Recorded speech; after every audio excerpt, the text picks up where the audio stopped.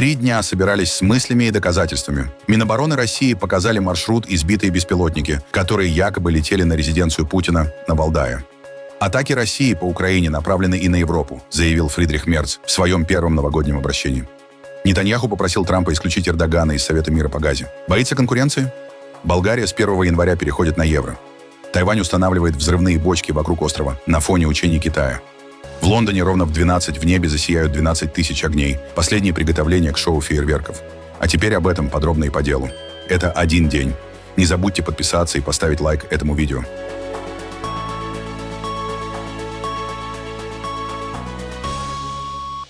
Спустя 3 суток после якобы атаки на резиденцию Путина на Валдае и заявлений Кремля о том, что никаких доказательств не требуется, а стоит просто поверить Путину, Министерство обороны России представило, как утверждается, и доказательства, и маршрут движения беспилотников. По словам российских военных, дроны якобы вылетели с территории Украины и направлялись к резиденции в Новгородской области. В Минобороны утверждают, что все цели были уничтожены, а резиденция осталась невредимой. В период с 28 по 29 декабря 2025 года киевский режим предпринял попытку террористической атаки с массированным применением беспилотных летательных аппаратов дальнего действия по резиденции президента Российской Федерации в Новгородской области. Около 19 часов 20 минут 28 декабря подразделением аэротехнических войск воздушно-космических сил был скрыт факт воздушной атаки с применением беспилотных летательных аппаратов самолетного типа, действующих на предельно малых высотах с территории Сумской и Черниговской областей Украины. Нанесение удара противником, как показано на представленной карте, осуществлялось по нескольким направлениям к резиденции президента России. Построение удара, количество задействованных средств воздушного нападения и их действия с южного, юго-западного и западного направлений непосредственно в район резиденции президента России в Новгородской области однозначно подтверждает, что террористическая атака киевского режима была целенаправленной, тщательно спланированной и носила эшелонированный характер. В результате анализа сбития украинских беспилотников была обнаружена одна из модификаций Чеклун-В. Боевая часть данного беспилотника представляет собой фугасный заряд весом 6 кг. Данная фугасная часть начинена большим количеством поражающих элементов и предназначалась для поражения живой силы и гражданских объектов. В связи с попаданием в хвостовую часть данный беспилотный аппарат остался целым. Попытка просочиться сквозь боевой порядок и перегрузить нашу оборону оказалась неудачной. Расчет отработал штатно, все цели были уничтожены. Целью атаки беспилотных летательных аппаратов был прикрываемый объект на территории Новгородской области Валдайского района. Само утверждение об атаке является преднамеренным отвлекающим маневром, заявила глава евродипломатии Кая Каллас. Заявление России о том, что Украина недавно нанесла удары по ключевым государственным объектам на территории России, являются преднамеренным отвлекающим маневром. Москва стремится сорвать реальный прогресс на пути к миру, которого добиваются Украина и ее западные партнеры. Никто не должен принимать на веру ничем не подкрепленные утверждения агрессора, который с самого начала войны неизбирательно наносит удары по инфраструктуре и мирному населению Украины. Европа должна более решительно отстаивать свои интересы, чтобы обеспечить мир и процветание в 2026 году на фоне вызовов, связанных с российской агрессией, глобальным протекционизмом и изменением отношений с США, заявил федеральный канцлер Германии Фридрих Мерц в своем первом новогоднем обращении. В своей речи Мерц не подбирал выражений, заявив, что ужасная война, идущая у границ Европы, представляет прямую угрозу свободе и безопасности континента. В Европе идет страшная война. Это война, которая также представляет прямую угрозу нашей свободе и нашей безопасности. Наша экономика находится под давлением из-за необходимых реформ, высоких издержек и глобальных торговых конфликтов. Кроме того, новые технологии революционизируют нашу трудовую жизнь и то, как мы живем вместе. Именно из этой оценки федеральное правительство выводит свой фундаментальный мандат – обновление основ нашей свободы, нашей безопасности и нашего благосостояния на предстоящие годы и, возможно, десятилетия. Обновление этих основ будет возможно только в том случае, если мы в Европе обеспечим мир в условиях свободы. Но Россия продолжает свою агрессивную войну против Украины с неизменной жестокостью. И это недалекая война, которая нас не касается.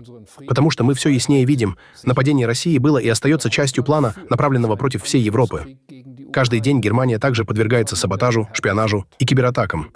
В мировой экономике мы наблюдаем возвращение протекционизма. Наша стратегическая зависимость от сырьевых ресурсов все чаще используется как политический рычаг против наших интересов. Эти геополитические потрясения оказывают серьезное влияние на наше благосостояние, и как экспортная нация мы ощущаем это особенно остро. В то же время наше партнерство с Соединенными Штатами Америки, которые долгое время были надежным гарантом нашей безопасности, меняется. Для нас, европейцев, это означает, что мы должны еще решительнее самостоятельно защищать и отстаивать свои интересы. Генеральный секретарь ООН Антонио Гутерреш призвал мировых лидеров выбирать людей и планету вместо боли, подводя итоги уходящего года. Он подчеркнул рост военных расходов до 2,7 триллиона и призвал инвестировать в мир и борьбу с бедностью. Когда мы вступаем в Новый год, мир стоит на перепутье. Нас окружает хаос и неопределенность, разделение, насилие, климатический кризис, системные нарушения международного права, отступление от принципов, которые объединяют нас как человеческую семью. Люди по всему миру спрашивают, слушают ли лидеры вообще, готовы ли они действовать. Оглядываясь на этот бурный год, один факт говорит громче слов. Мировые военные расходы выросли до 2,7 триллиона долларов, увеличившись почти на 10%. Это в 13 раз больше, чем вся помощь на развитие, и эквивалентно всему валовому внутреннему продукту Африки. Все это происходит в то время, когда конфликты бушуют на уровнях, невиданных со времен Второй мировой войны. В этот Новый год давайте определим наши приоритеты правильно. Безопасный мир начинается с большего инвестирования в борьбу с бедностью и меньшего в войны. Мир должен восторжествовать. Ясно, что у мира есть ресурсы, чтобы улучшать жизни, лечить планету и обеспечивать будущее мира и справедливости. В 2026 году я призываю лидеров всего мира. Отнеситесь к этому серьезно. Выбирайте людей и планету вместо боли. И я призываю всех, кто слышит это сообщение, сыграйте свою роль. Наше будущее зависит от нашей коллективной смелости действовать. В этот Новый год давайте поднимемся вместе. Ради справедливости, ради человечества, ради мира. Израиль попросил администрацию президента США Дональда Трампа исключить Турцию из Совета мира, который будет играть ключевую роль в управлении и восстановлении сектора Газа. Согласно публикации The Jerusalem Post, израильские чиновники выражают обеспокоенность присутствием турецких войск и влиянием Анкары на политическое и гуманитарное урегулирование региона. Журналисты, ссылаясь на дипломатические источники, отмечают, что эта просьба стала частью переговоров со США о составе международных структур, участвующих в следующей фазе мирного плана Трампа. Израиль опасается, что участие Турции, включая влияние президента Эрдогана, может изменить баланс сил и ограничить роль Израиля в процессе стабилизации Газы. Премьер-министр Израиля Биньямин Нетаньяху в интервью каналу Fox News заявил, что президент Трамп в личных разговорах не выражал ему никаких сомнений по поводу израильских ударов по Газе после объявления прекращения огня. Нетаньяху также отметил, что он и Трамп смотрят на вещи одинаково в вопросе необходимости разоружения палестинской группировки Хамас и сказал, что видит иное будущее для Газы. Послушайте, я думаю, мы должны дать этому шанс. Есть попытка привлечь международные силы, пока это не принесло результатов, но мы дадим этому шанс. Потому что, как мы с президентом говорили, если это можно сделать легким путем, отлично. А если нет, это будет сделано другим способом. Мне не нужно было никуда подталкивать президента. Мы смотрели на вещи одинаково. Он сразу перешел к сути. Он сказал: «Слушай, пропусти всю эту прессу. Главное, нужно заставить Хамас разоружиться». Он попал точно в точку. Но вы слышали от него какое-то раздражение по поводу ударов, которые вы нанесли после прекращения огня? Не от президента, должен вам сказать. Думаю, он понимает. Послушайте, на нас нападают. Эти террористы пытаются нас убить. К сожалению, иногда убивают наших солдат. А вы что бы сделали? Видите ли вы новое правительство в Газе, с которым могли бы сосуществовать в 2026 году? Думаю, что, отвечая на вторую часть вопроса, новое правительство в Газе возможно, если разоружить Хамас. Потому что никто туда не придет. Если Хамас останется вооруженным, им просто пустят пулю в затылок. Любому потенциальному члену нового правительства. Так что ответ таков. Если мы разоружим Хамас, будь то с помощью международных сил или иным способом, да, я вижу иное будущее для Газы. Что касается действий, то мне несколько дней назад, точнее 2 недели назад, сообщили, что Иран проводит полевые учения, в ходе которых отрабатывают пуски баллистических ракет по Израилю. Я передал сообщение и, кажется, сделал это публично, так что это не секрет. Я сказал: если вы осмелитесь на это, последствия будут разрушительными. Я надеюсь, что Иран не совершит эту ошибку. Послушайте, мы не стремимся к эскалации. Надеюсь, и они тоже. Но если это произойдет, все ограничения будут сняты. С 1 января Болгария вводит евро и станет 21-м членом еврозоны, а число европейцев, использующих единую валюту, превысит 350 миллионов человек. Членство также даст Болгарии место в Совете управляющих Европейского центрального банка, отвечающем за ключевые ставки. Вступление в зону евро – долгожданный шаг для страны с момента ее присоединения к ЕС в 2007 году. Тем не менее, опросы показывают, что среди населения по этому вопросу сохраняются разногласия, хотя бизнес поддерживает переход. В районе важного устья реки к северу от Тайбэя военные Тайваня развернули плавающие заграждения, называемые взрывными бочками. Бочки загружали на амфибийные мостовые модули и опускали в воду, имитируя оборону ключевых подходов к столице. Учения проходят на фоне масштабных китайских военных маневров «Миссия справедливости» 2025 года, в ходе которых Китай запустил десятки ракет и развернул большое количество кораблей и самолетов вокруг острова. Министерство обороны Тайваня сообщает, что только за последние сутки поблизости действовали 77 китайских военных самолетов и 25 кораблей и судов береговой охраны. В ответ Тайвань держит свои силы в высокой готовности и продолжает работу экстренного морского центра наблюдения. В Гватемале приземлились последние депортационные рейсы 2025 года. В течение года страна приняла около 55 тысяч граждан, возвращенных из США и Мексики, что на 23% меньше по сравнению с 2024 годом. Большая часть депортированных, около 48 тысяч человек, прибыли из Соединенных Штатов. Возвращенные граждане проходят регистрацию и получают свои личные вещи в центре приема возвращенных в Гватемале-Сити. По данным Гватемальского миграционного института, число депортированных из года в год сокращается. В 2024 году в страну вернулись около 76 тысяч человек. С начала года США активизировали депортации в страны Латинской Америки, включая использование военных самолетов для репатриации. В Камбоджу вернулись 18 солдат, освобожденных Таиландом. Они находились в тайской тюрьме с июля 2025 года. Освобождение стало частью нового соглашения о прекращении огня между Камбоджей и Таиландом, которое вступило в силу 27 декабря.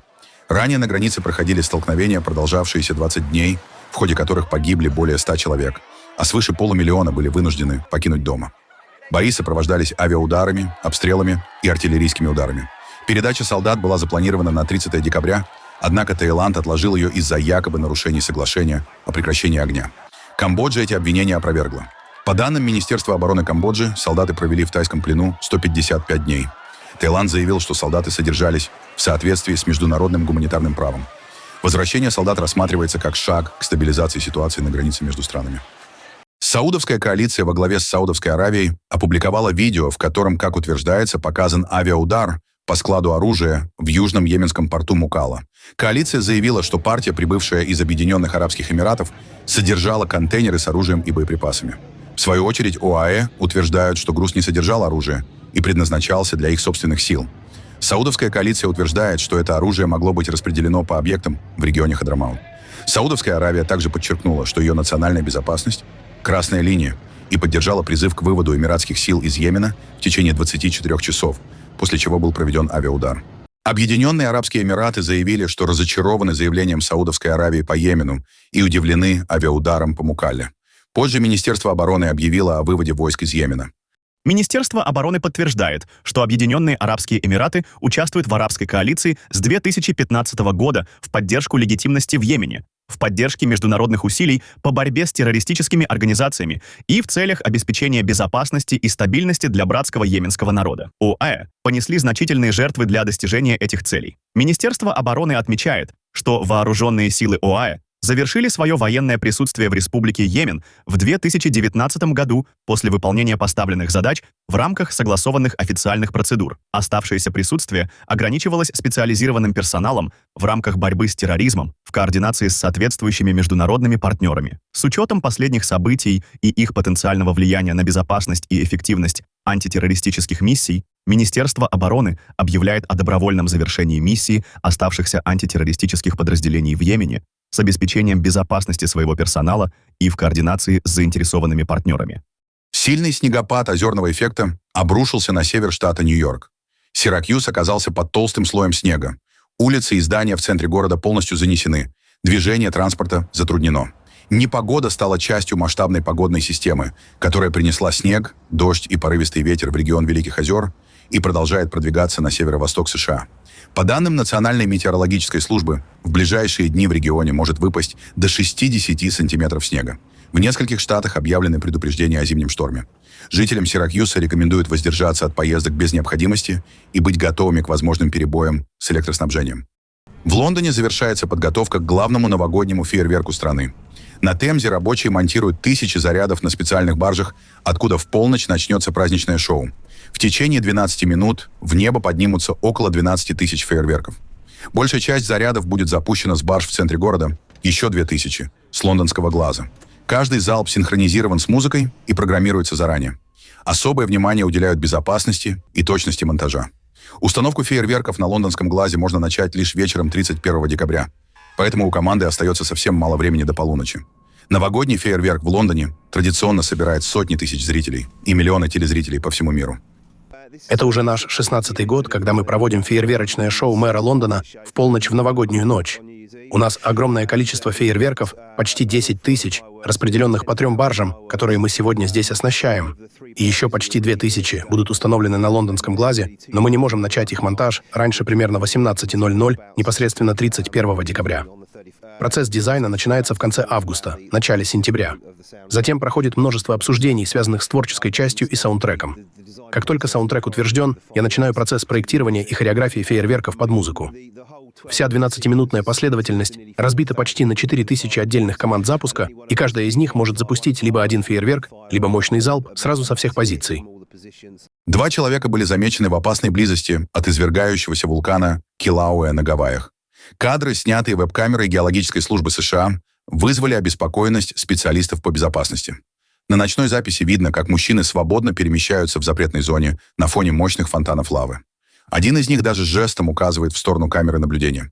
По данным геологической службы США, высота лавовых фонтанов во время извержения достигала около 30 метров.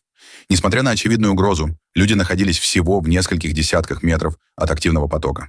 Килауэ – один из самых активных вулканов в мире. Как сообщают специалисты, с 23 декабря он извергается эпизодически, представляя серьезную опасность для всех, кто приближается к зоне извержения.